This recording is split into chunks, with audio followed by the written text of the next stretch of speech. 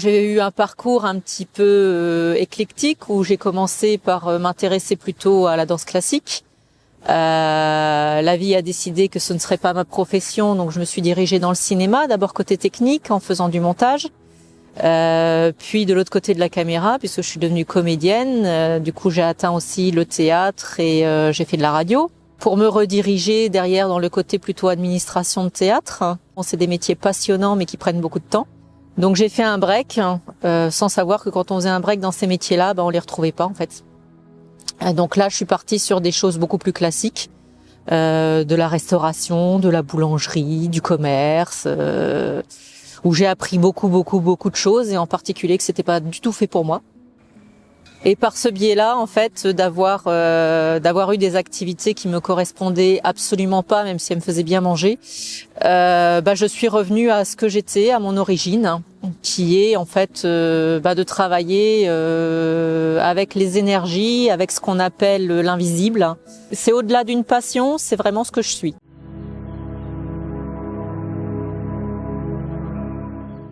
J'ai appris le breton, ça m'a beaucoup amusée. Grâce à ce stage d'apprentissage du breton, j'ai fait 1 an de travail à Diwan, qui en fait m'a permis de faire les formations pour pouvoir créer Emren. Ça me tenait à cœur d'apprendre le breton et en apprenant le breton, je suis tombée sur ce mot Emren, qui veut dire autonome, mais pas autonome dans le sens autonomiste, autonome dans le sens capable de s'occuper de soi-même. Et moi, c'est mon principe en fait dans les actions que je mène auprès des personnes qui viennent me voir, c'est de leur donner les clés pour être autonomes dans leur bien-être et non pas être continuellement accompagnés. C'est bien d'être accompagné, on en a besoin, mais il arrive un moment, c'est bien aussi de se prendre en main et tout le monde en est capable. C'est devenu aussi un acronyme qui veut dire être dans le mouvement et le respect des énergies naturelles, qui est aussi complètement mon credo, à savoir que je ne force pas la nature, je ne force pas les personnes à devenir conformes, je les laisse vraiment être dans leur propre nature et dans leurs propres énergies.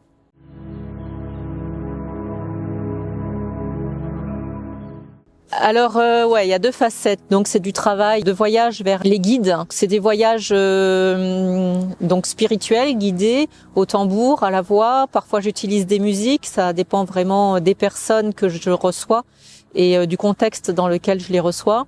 Donc les principaux guides, on va dire, ce sont les animaux totems, les anges gardiens, les ancêtres, les Atlantes. Je fais de la méditation accompagnée aussi, qui permet de rentrer en profondeur en soi et de pouvoir se connecter à ce qu'on est.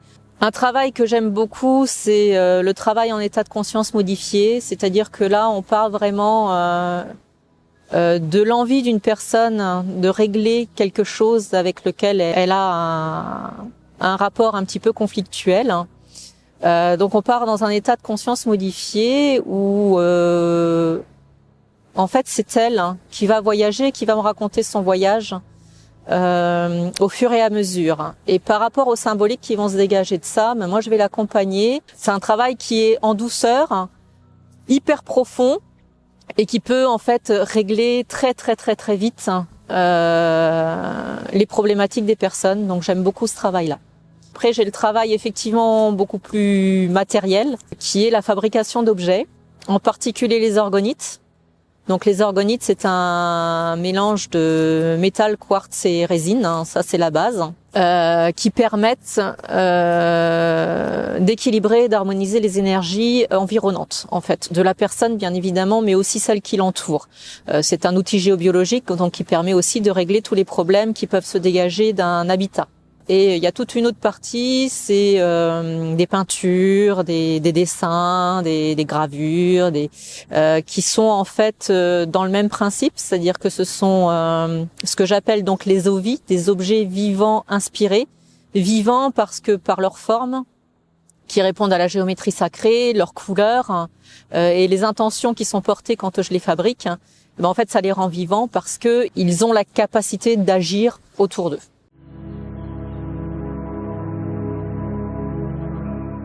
Il y en a 2 en particulier. Il y a celui de l'Andudal qui est juste à proximité, qui est un salon avec une ambiance très familiale, très agréable, qui permet vraiment d'être à l'écoute des personnes qui viennent et de dégager vraiment les réelles énergies du thérapeute. L'autre grand salon, enfin c'est pas un salon, c'est un festival, c'est Rencontre au cœur du sacré qui se tient au Sein, qui est un rendez-vous, alors pour dire le mot générique, de chaman, hein, donc de personnes qui travaillent avec les énergies, en particulier les énergies de la nature, mais qui viennent du monde entier, et qui proposent des ateliers à ce moment-là, et ça permet des rencontres extraordinaires.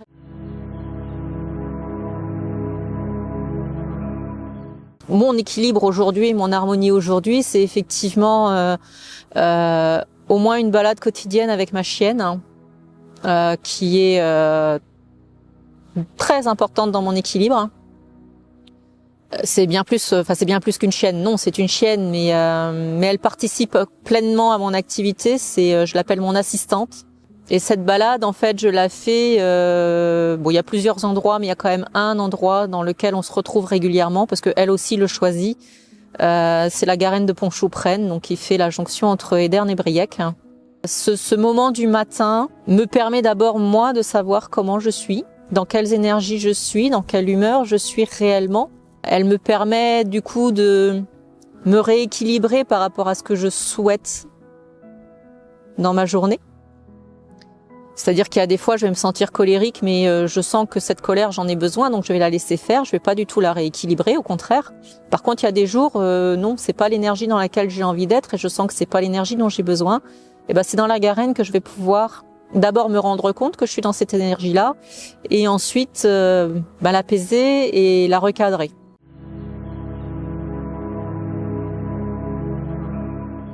L'inspiration, elle me vient, je pense, comme toute personne qui crée, on ne sait pas exactement d'où.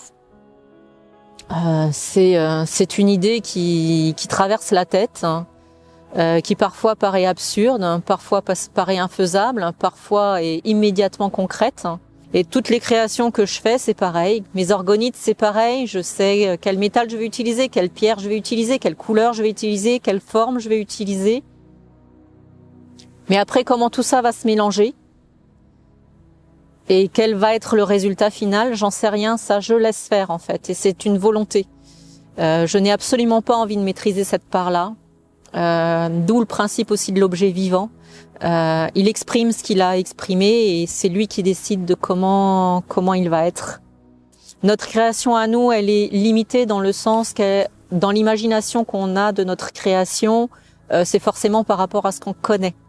Quand on s'ouvre à cette création qui est au-delà de nous, qui nous traverse, qui nous inspire, on crée des choses qu'on n'a même pas pensé pouvoir créer ou qu'on n'a même pas imaginé que ça pouvait exister.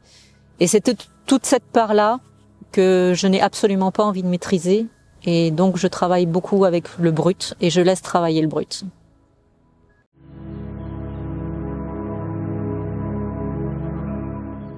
Ça fait un peu plus de 10 ans que je suis à Ederne.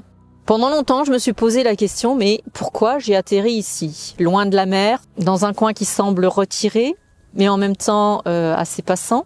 Enfin, je me suis posé la question longtemps et très vite j'ai été interpellée par une chose, c'est le nombre de chapelles qu'il y a sur Ederne. On sait bien que les chapelles sont construites sur des lieux anciens. Donc je sais toujours pas pourquoi j'ai atterri à Ederne réellement. J'y trouve en fait l'énergie dont j'ai besoin.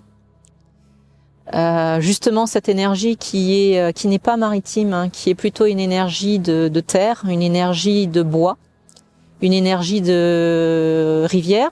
Ouais, Ederne en soi est un pays, on va dire. Pour moi, en tout cas, de ma vision, où la nature est vraiment extrêmement sauvage. Et ça, j'adore. Enfin, voilà, ce côté nature, où malgré l'impact de l'homme, elle reste avec sa pleine puissance. Après, être édernoise,